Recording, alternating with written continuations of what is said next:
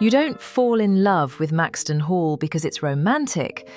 You fall in love with it because it speaks to a part of you that you don't show anyone. A part that remembers what it feels like to want something so deeply, to fear losing it even more, and to hope, quietly, that someone will finally see you. And that's the real reason we can't look away. Not because Ruby and James are perfect, but because they're painfully, beautifully human.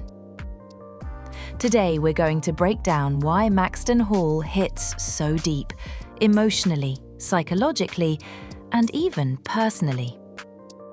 Before we dive deeper, if stories like this make you feel something, tap like and follow inside, because here we talk about the stories that actually matter. We don't connect to Ruby and James because they have chemistry. We connect because they represent two emotional archetypes that almost all of us carry. Ruby, the one who had to work for everything. The one who became strong because she had no other choice. The one who learned to stay small, to stay quiet, to never expect more than the minimum. And then there's James, the one who looks confident, but built that confidence like armor. The one who was shaped by pressure, expectation, and the unspoken rule that vulnerability equals weakness. When these two meet, something happens. It's not just attraction, it's recognition, a mirror, a clash of worlds so different that it feels impossible.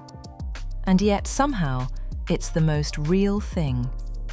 That's why we can't look away, because it's not fantasy. It's the truth we rarely admit.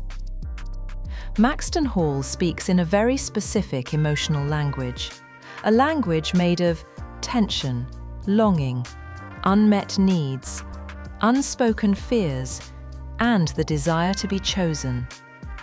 It's the emotional slow burn we're wired to respond to, the kind that pulls you in without you realizing it.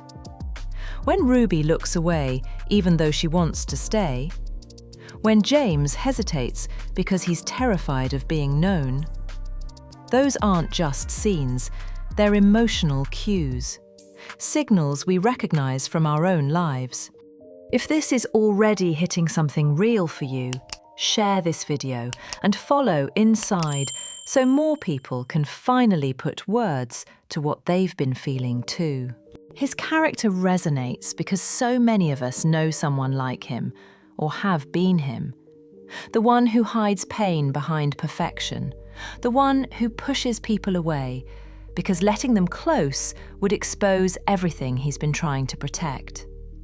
James is magnetic not because he's strong, but because he's strong in all the ways that don't matter, and weak in the ways that do. That contradiction? That's what makes him impossible to forget. When Ruby and James collide, it triggers our favourite emotional formula. Opposites that shouldn't fit, but emotionally they do. She forces him to feel. He forces her to be seen.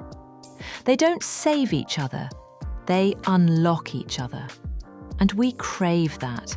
Not the romance, but the transformation. That moment when someone's presence makes parts of you rise that you didn't know were still alive.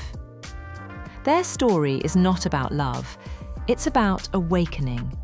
And that is the emotional pressure point that keeps us hooked. Maxton Hall doesn't stay with us because of the drama.